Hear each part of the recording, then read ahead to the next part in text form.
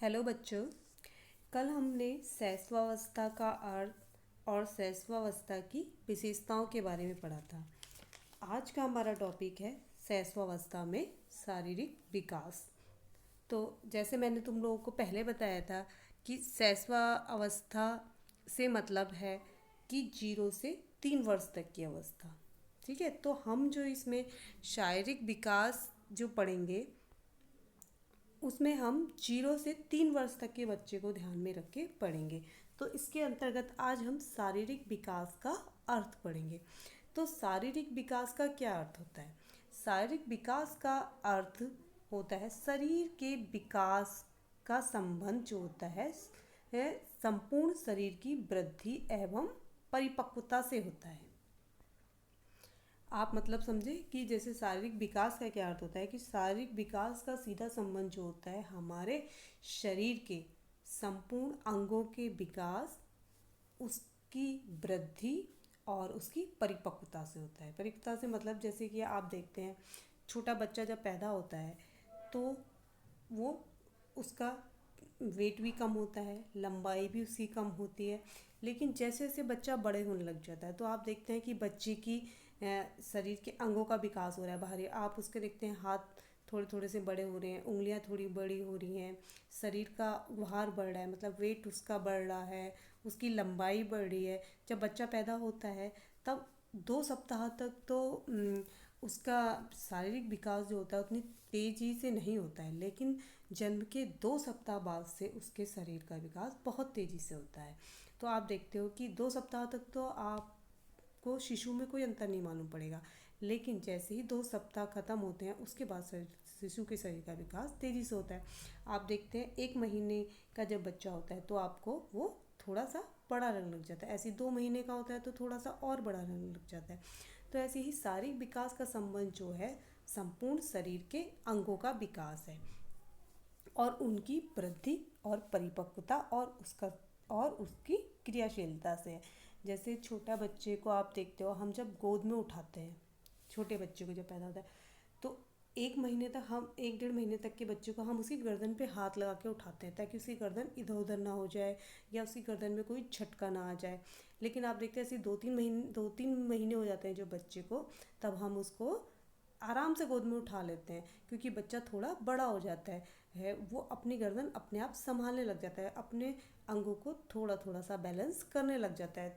3 महीने के 4 महीने के बच्चे की गर्दन इधर उधर इतनी नहीं ही लटकती है जैसे कि पैदा हुए बच्चे को आप गोद में उठाओगे। अगर डायरेक्ट उसको बिना गर्दन पे उसके हाथ पे लगाए उठाओगे आप तो देखो कि बच्चे की गर्दन इधर उधर लुढ़कने लग जाती है। इससे क्या होता है उसकी गर्दन में झटका आने का डर रहता है। तो हम बच्चे को क्या करते हैं सहारे से उठाते हैं। लेकिन आपने देखा बच्चा थोड़ा बड़ा होता है, 3 महीने का होता है, 4 महीने का होता है, फिर हम उसको आराम से गोद में उठा लेते हैं क्योंकि उसके अंगों में परिपक्वता आ चुकी होती है। परिपक्वता का मतलब उसके विकास हो चुका होता है, उसके अंगों में मजबूती आ चुकी होती है। और क्रियाशीलता से क्या मतलब है? शरीर के अंगों का क्रियाशीलता जैसे आपने देखा है जब बच्चा पैदा होता है तब वो अपने हाथों पैरों को थोड़ा थोड़ा सा ही हिला पाता है।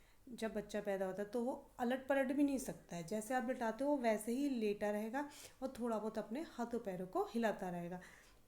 लेकिन बच्चा 2 महीने 3 महीने का होता है तो क्या करता है थोड़ा थोड़ा सा अलटना पलटना शुरू करता है, बिस्तर पे पलटने लग जाता है।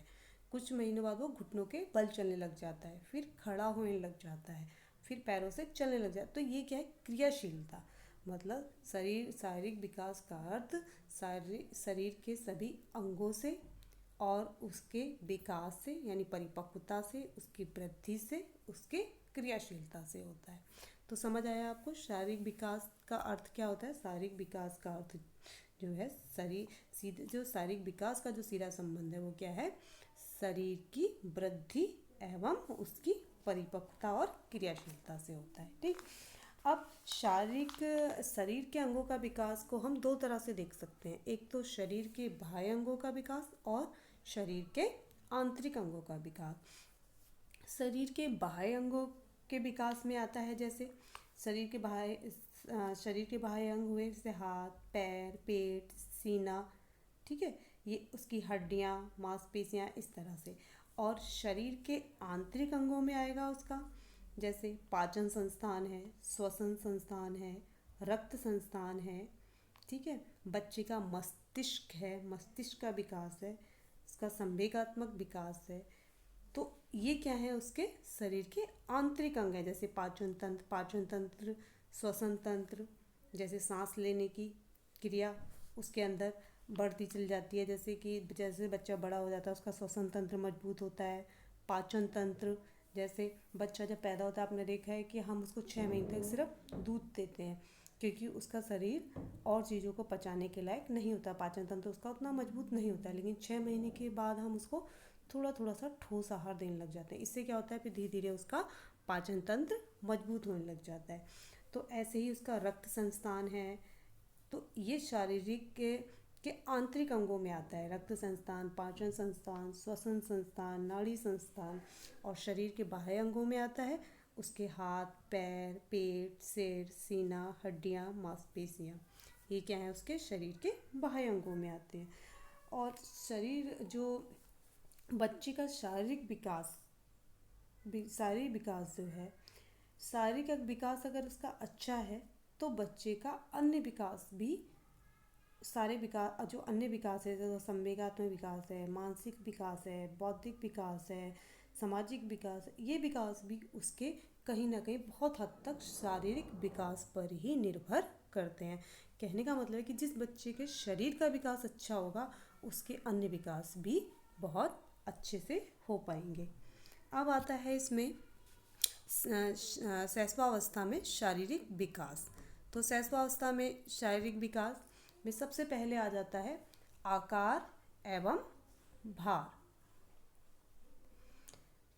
तो आकार एवं भार में हम देखेंगे कि इसमें हम बच्चे के शरीर की लंबाई और उसकी शरीर। अब आ जाते हैं हम बच्चे के शैशवावस्था में शारीरिक विकास। शारीरिक विकास में सबसे पहले हम देखते हैं इसमें आकार एवं भार। तो आकार एवं भार में जब बच्चा पैदा होता है तो बच्चे की जो सामान्यतः शिशु की जो लंबाई होती है वो 50 सेंटीमीटर होती है। और उसके शरीर का जो भार है, मतलब वजन है, वो 3 से 4 kg तक हो सकता है। मतलब 3 से कम भी हो सकता है और 4 से ऊपर भी हो सकता है। लेकिन जो सामान्यतः जो नॉर्मल भार होता है वो बच्चे का 3 से 4 किलो तक होता है। और जन्म के समय जो बालक की लंबाई होती है वो बालिका से, मतलब लड़कियों से 1 सेंटीमीटर ज़्यादा होती है। मतलब लड़कियों की जो लंबाई होती है वो लड़कों से 1 सेंटीमीटर कम होती है। जैसे कि शिशु की जो लंबाई होती है वो 50 सेंटीमीटर होती है, तो लड़कियों की 49 मतलब 49 होगी और लड़कों की 50 सेंटीमीटर होगी, क्योंकि लड़कियों की जो लंबाई होती है वो लड़कों से 1 सेंटीमीटर कम होती है।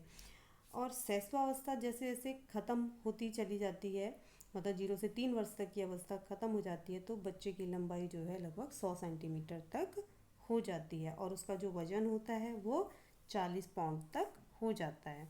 शिशु का वज़न जो है जन्म के जो पहला सप्ताह में कुछ कम, मतलब 2 सप्ताह तक थोड़ा कम रहता है और फिर उसके बाद उसका वज़न तेज़ी से बढ़ने लग जाता है।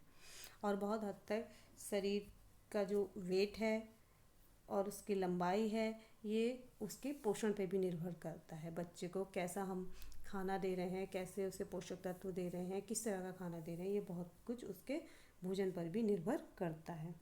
दूसरा आता है इसमें हड्डियाँ या अस्थियाँ। देखिए, वैसे मानव शरीर में 206 हड्डियाँ होती हैं। हमने कितनी पढ़ी है कि मानव शरीर में 206 हड्डियाँ होती हैं, लेकिन जो बच्चा होता है बच्चे के शरीर में 270 हड्डियाँ होती हैं। ठीक है, मानव शरीर में कितनी होती है 206, लेकिन जो बच्चा होता है, पैदा होता है, उसके शरीर में 270 अस्थियाँ होती हैं। लेकिन धीरे धीरे जैसे जैसे बच्चा बड़ा होने लग जाता है तो उसकी अस्थियों का विकास होता है और अस्थियाँ मजबूत होती हैं और आपस में जुड़ जुड़ कर वो 206 रह जाती है। ठीक है, शरीर में 206 हड्डियाँ होती हैं, लेकिन बच्चे के शरीर में जो है वो 270 अस्थियाँ मतलब हड्डियाँ होती हैं। जब बच्चा धीरे धीरे बड़ा हो जाए तो उसमें जैसे जैसे विकास होता चले जाता है उसकी हड्डियाँ आपस में जुड़कर 206 रह जाती हैं। ठीक, और 6-7 महीने का जब बच्चा हो जाता है तो उसके दांत भी निकलना शुरू हो जाते हैं। 1 साल तक बच्चे के पूरे 20 दांत निकल आते हैं। बच्चे के जो दांतों की दूध के दांतों की संख्या होती है वो 20 होती है। और जैसे जैसे बच्चा 6-7 साल का हो जाता है तो उसके दांत टूटना शुरू हो जाते हैं, उसकी जगह उसके स्थायी दांत आ जाते हैं। अब आता है मांसपेशियाँ। तो प्रथम 2 वर्षों में जो बच्चे की बाहें, मतलब हाथ की जो बाजुएं होती हैं, बाहें हम बोलते हैं उसको, बाहें तथा पैर पैर जन्म से लगभग 2 गुने बड़े हो जाते हैं। मतलब मांसपेशियां हम किसे कहते हैं, जैसे हाथों पैरों की ये जो मांसपेशियां होती हैं, बाहें हैं, जांघें हैं, इस तरह से इनमें जो होता है जन्म के समय जो होता है 2 वर्षों में, मतलब 2 साल तक शिशु की बाहें और पैर जो होते हैं वो जन्म के लगभग 2 गुने बढ़ जाते हैं, मतलब दुगना उनमें वृद्धि हो जाती है। अगला आता है इसमें मस्तिष्क। तो मस्तिष्क का विकास जन्म के समय बच्चे के मस्तिष्क का जो भार होता है, मतलब वेट होता है, वो 250 ग्राम होता है। और अर्थात मतलब मस्तिष्क का जो भार होता है वो शरीर के 1/8 भार के बराबर होता है। और 3 वर्ष तक की आयु तक पहुँचते पहुँचते बच्चे का मस्तिष्क का भार जो है 1050 ग्राम हो जाता है। यानी कि जन्म के समय बच्चे के मस्तिष्क का भार जो होता है वो 250 ग्राम होता है, और 3 वर्ष की आयु तक आने तक बच्चे के मस्तिष्क का भार 1050 ग्राम तक हो जाता है। बच्चे में जो 0 से 3 वर्ष तक के जो बच्चे होते हैं उनमें, इससे पहले भी जब मैंने शैशवावस्था वाला कल पढ़ाया था टॉपिक, तो उसमें समझाया था कि बच्चे का 3 वर्ष तक 3 से लेके 5, मतलब 0 से लेके 5 वर्ष तक के बच्चे का मस्तिष्क का विकास इतनी तेज़ी से होता है कि इतना तेज़ी से बच्चा 12 वर्ष की आयु में भी नहीं सीखता है, जितना कि 0 से 5 वर्ष तक की अवस्था में बच्चों को अगर हम कोई चीज़ सिखाते हैं तो वो अच्छे से सीखता है, क्योंकि उसमें मस्तिष्क की क्रियाएं जो होती हैं बहुत ही क्रियाशील। मस्तिष्क बच्चे का 0 से 5 वर्ष तक बच्चे का मस्तिष्क जो है बहुत क्रियाशील रहता है। अगला आता है इसमें पाचन तंत्र। पाचन तंत्र मतलब हमारा जो आमाशय होता है, आमाशय का आयतन और आंतों की पाचन शक्ति जो होती है आयु के साथ साथ बढ़ती है। आपने, जैसे मैंने अभी बताया था कि जैसे आपने देखा है बच्चा जो होता है 6 महीने तक हम उसको दूध देते हैं, केवल कोई भी ठोस आहार नहीं देते हैं। क्यों नहीं देते? क्योंकि बच्चे का पाचन तंत्र जो होता है वो बहुत कमज़ोर होता है। अगर हम उसको दूध की जगह से अन्न खिलाने लग जाएंगे या सब्जियां खिलाने लग जाएंगे 6 महीने से पहले, तो क्या होगा, बच्चे को वो चीज़ें पचेंगी नहीं। और अगर हम उसको ठोस चीज़ें खिलाते रहेंगे तो बच्चे का पाचन तंत्र और भी कमज़ोर होता चला जाएगा। लेकिन जैसे जैसे बच्चा बढ़ता है, 6 महीने से ऊपर होता है, 1 साल का हो जाता है, 1.5 साल का होता है, तो उसका पाचन तंत्र काफ़ी मजबूत हो चुका होता है। तो हम उसको जैसे उबली सब्जियां हैं या दाल में रोटी भिगो के खिला सकते हैं, या फ्रूट का कस्टर्ड बना के खिला सकते हैं, दाल दाल चावल मिक्स करके खिला सकते हैं। यानी कि हम उसको थोड़ा थोड़ा ठोस आहार देना शुरू कर सकते हैं। लेकिन बच्चे को 6 महीने के बाद एकदम ठोस आहार देना शुरू नहीं कर देना चाहिए कि उसको रोटी भी खिला रहे हैं, हम सब्जी भी खिला रहे हैं। नहीं, धीरे धीरे उसको ठोस आहार देना शुरू करना चाहिए। उससे क्या होता है, बच्चे का जैसे हम धीरे धीरे ठोस आहार देना शुरू करते हैं, बच्चे की आयु बढ़ती है तो उसका पाचन तंत्र मजबूत होता चला जाता है, यानी कि भोजन को पचाने की क्षमता उसकी बढ़ने लग जाती है। ठीक है, इसके बाद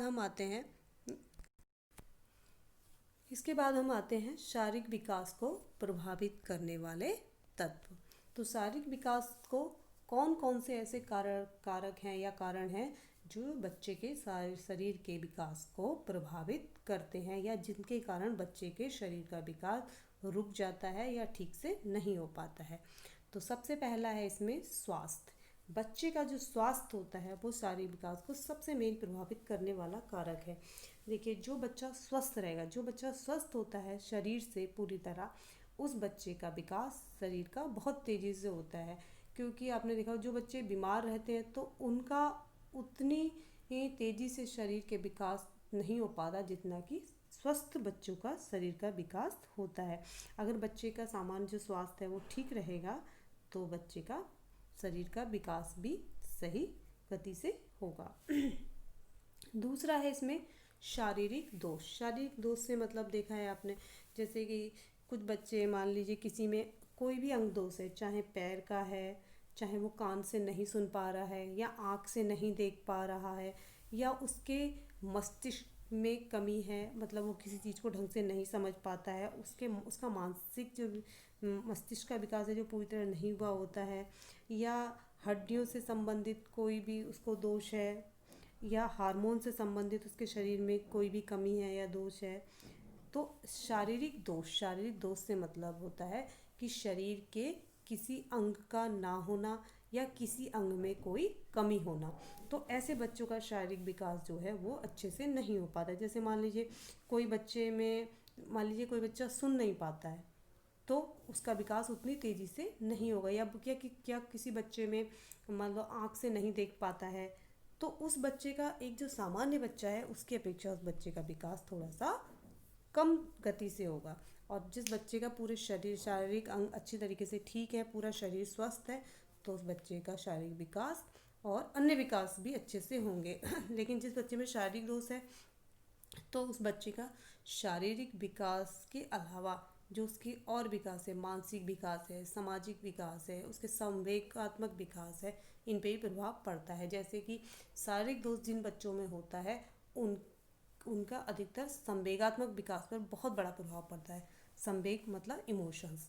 जैसे बच्चों में जिन बच्चों में शारीरिक दोष होता है, उन बच्चों को समाज में बहुत ही बेइज्जती सहन करनी पड़ती है। देखा, कोई भी उनका मजाक उड़ाने लग जाता है। इससे बच्चे में क्या होता है, उनके अंदर हीन भावना आती है।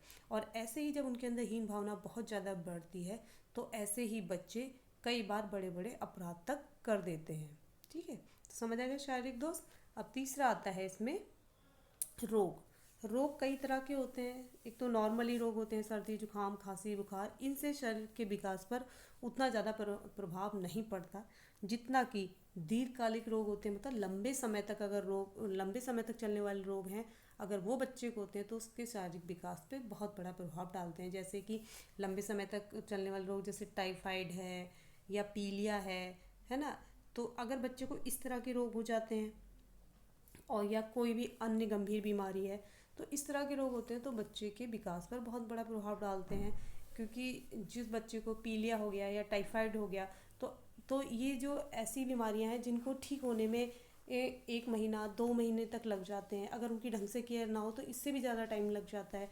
जैसे कि अगर बच्चे को पीलिया हो गया, अगर उस पर ध्यान ना दिया जाए, ज़्यादा उसका परहेज ना किया जाए, उसको ढंग से ट्रीटमेंट ना मिले, तो बच्चे का पाचन तंत्र बहुत ही कमज़ोर हो जाता है और उसको अन्य तरह के भी अन्य रोग होने लग जाते हैं।